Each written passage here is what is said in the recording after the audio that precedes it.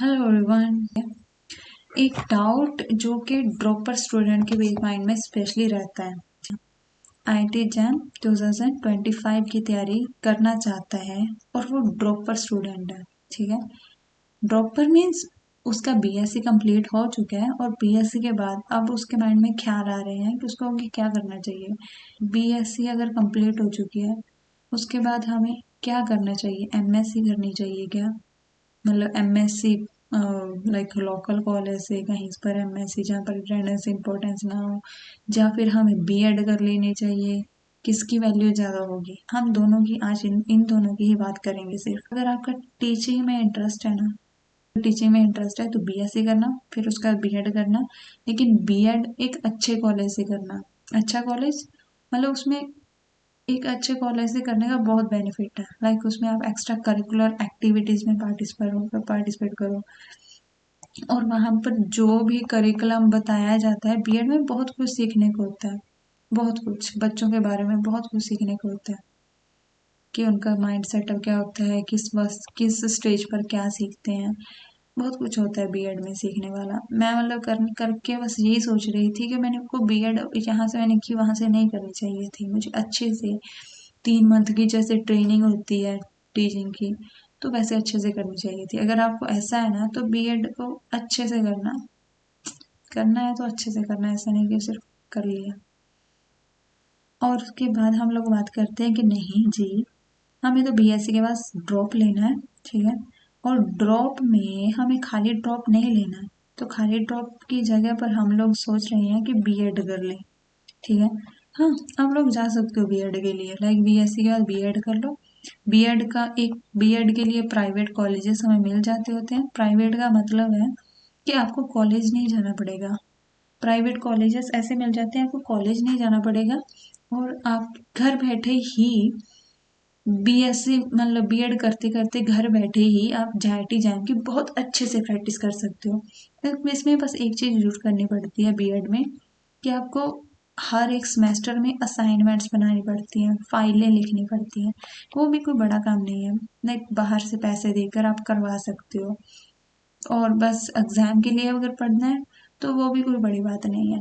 Like एक दिन पहले एग्ज़ाम के लिए पढ़ लो, सब सफिशिएंट है। बीएड बहुत इजी काम है। लाइक बहुत इजी। उसके पेपर्स देख लो क्या क्या आता है, बस इजी है, कुछ खास नहीं है बीएड में।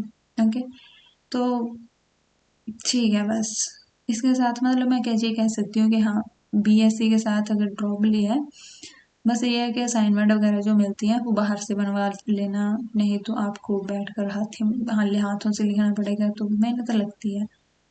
खुद कर लेना अगर करना हो, क्योंकि हर सेमेस्टर में 4-5 असाइनमेंट्स तो बनाने को होते हैं जो लिखना पड़ता है, जिन पर उससे ज़्यादा भी हो सकती हैं बट इतनी तो होती हैं।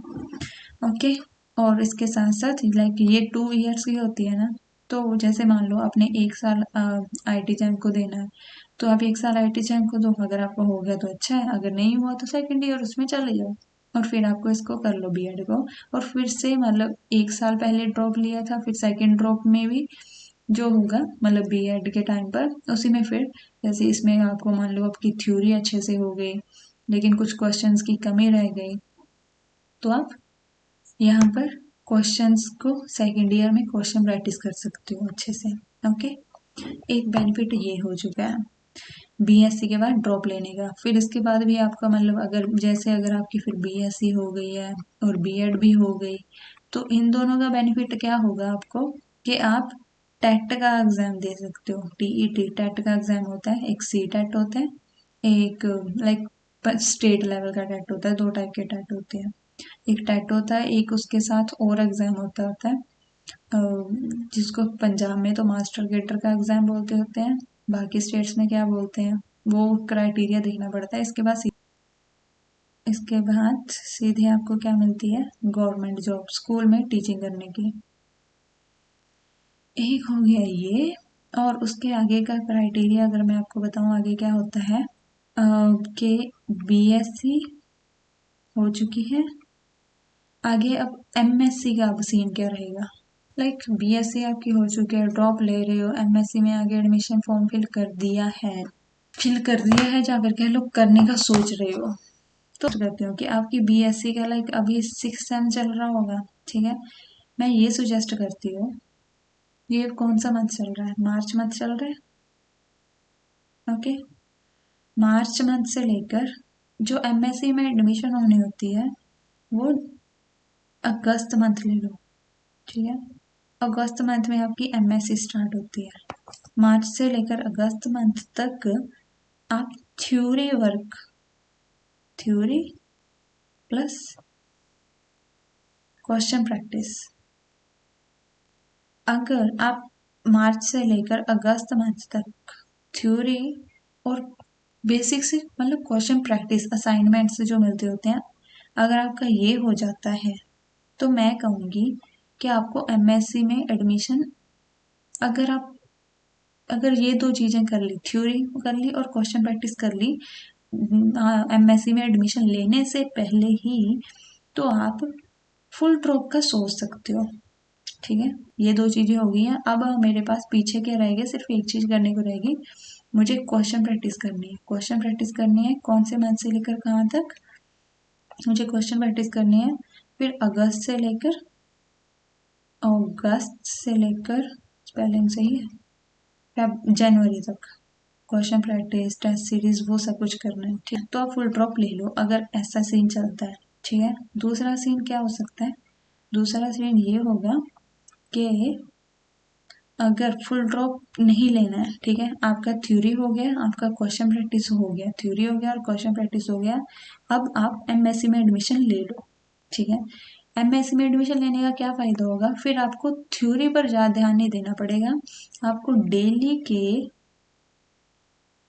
3 से 4 आवर क्वेश्चन प्रैक्टिस अगर डेली हुई सफिशियंट है, मतलब बहुत अच्छी रहेगी कि अगर आपकी थ्योरी और क्वेश्चन प्रैक्टिस हो चुकी है और उसके बाद डेली के 3-4 घंटे आप एमएससी के साथ साथ जैम पर लगा रहे हो, जिसमें आपकी रिवीजन और क्वेश्चन प्रैक्टिस हो रही हो, या फिर कह लो टेस्ट दे रहे हो आप, अगर ये दो चीज़ें हो पा रही हैं, मतलब ये दो चीज़ें आप मैनेज कर सकते हो एमएससी के साथ साथ, ठीक है, तब आप go for the MSc, okay. अगर आपको लगता है ये चीज़ तो गो फॉर द एमएससी, वरना फुल ड्रॉप लेने का भी सोच सकते हो फिर, ओके। बट हाँ, अगर आपने थ्योरी और क्यूपी मतलब क्वेश्चन प्रैक्टिस अच्छे से नहीं किए हैं तो आप एग्जाम के लिए सीरियस नहीं हो, ड्रॉप लेकर भी। चलो एट द एंड मैंने समराइज कर दूं कि मैंने क्या क्या बताया, कि बीएससी के बाद हम लोग दो चीज़ें कर सकते हैं, क्या क्या, एमएससी कर सकते हैं और क्या कर सकते हैं, बीएड कर सकते हैं। इसमें भी क्या हो सकता है कि अभी देखो बी दोनों में एडमिशन जो होनी है पहले मार्च से लेकर अगस्त मंथ तक, क्या करो, इसमें दो चीज़ें करनी है, क्या क्या करनी है, थ्योरी करनी है, प्लस और क्या करना है, थ्योरी के साथ साथ क्वेश्चन प्रैक्टिस करनी है जो असाइनमेंट्स हमें मिलते होते हैं, ठीक है।